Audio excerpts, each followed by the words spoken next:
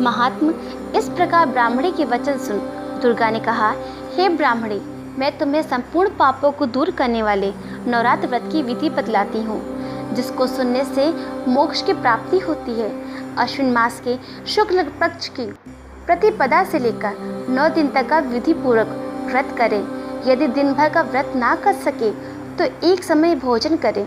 वाटिका बनाकर उसको प्रतिदिन जल से सींचे। महाकाली, महालक्ष्मी और महासरस्वती देवी की मूर्तियाँ स्थापित करें। उनकी नित्य विधि पूर्वक पूजन करें। पुष्पों से विधि पूर्वक अर्घ्य दें। बिजोरा के फल से अर्घ्य देने से रूप की प्राप्ति होती है।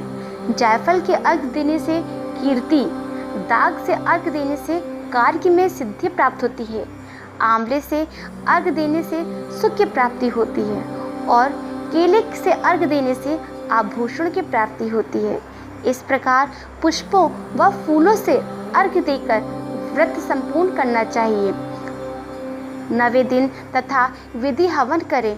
खाड़, घी, गेहूँ, शहद, जौ, तिल, बिल्व, नारियल, दाख और कदम आदि से हवन करें। गेहूँ से होम करने से लक्ष्मी की प्राप्ति होती है। खीर एवं चंपा के पुष्पों से धन की और बेल पत्तों से तेज व सुख की प्राप्ति होती है। आंवले से कीर्ति की और केले से पुत्र की, कमल से राज सम्मान की और दाखों से संपदा की प्राप्ति होती है। खाड़, घी, नारियल, शहद, जौ, तिल तथा फलों से होम करने से मनवांछित फल की प्राप्ति होती है।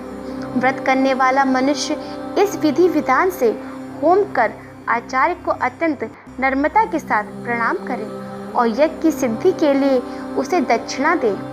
इस प्रकार बताई हुई विधि के अनुसार जो व्यक्ति व्रत करता है उसके सब मनोरथ सिद्ध हो जाते हैं। इसमें तनिक भी संदेह नहीं है। इन 9 दिनों में जो कुछ दान आदि किया जाता है उसका करोड़ों गुना फल प्राप्त होता है। इस नवरात्र व्रत करने से अश्वमेघ यज्ञ का फल मिलता है। हे ब्रह्माणी, इस संपूर्ण कामनाओं को पूर्ण करने वाले उत्तम व्रत को तीर्थ, मंदिर अथवा घर में विधि के अनुसार करना चाहिए।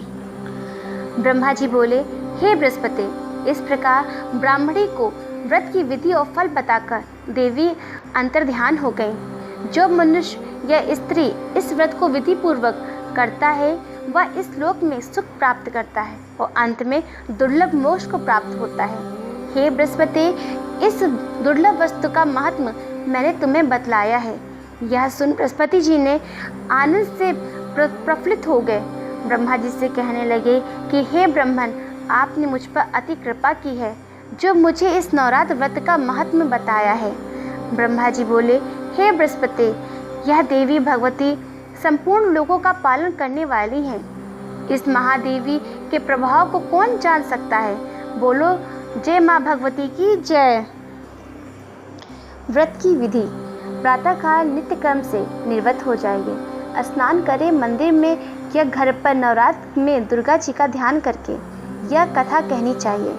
कन्याओं के लिए यह व्रत विशेष लाभदायक है।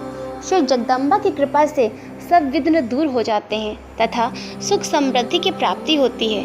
नवरात्र करने के बाद, पूजा समाप्त होने के बाद माता से प्रार्थना करनी चाहिए, हे परमेश्वरी, मेरे द्वारा रात दिन सहस्र अपराध होते रहते हैं। यह मेरा दास है, यह समझ के मेरे इन अपराधों को कृपा पूर्वक क्षमा करो।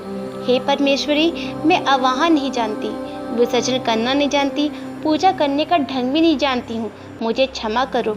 हे सुरेश्वरी, मैंने जो मंत्रहीन, क्रियाहीन, भक्तिहीन पूजन किया है वह सब स्वीकारो माँ। हे परमेश्वरी, अज्ञान से, भूल से अथवा बुद्धि भ्रांत होने से जो न्यूनता या अधिकता हो गई हो उसे क्षमा करिए तथा प्रसन्न होइए। इस प्रकार माता से क्षमा प्रार्थना करनी चाहिए और व्रत को पूर्ण होने के लिए उनसे आशीर्वाद लेना चाहिए। जय माँ आदिशक्ति।